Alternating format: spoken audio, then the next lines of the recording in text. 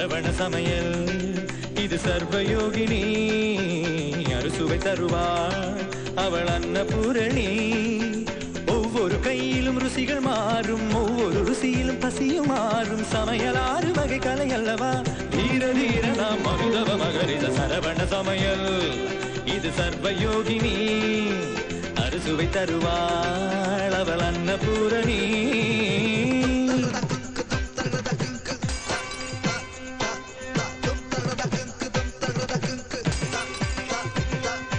எதிலும் உண்டு கணக்கு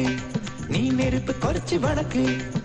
பருப்பு வெந்ததும் வாசம் வந்ததும் பாசம் சேர்த்து இறக்கு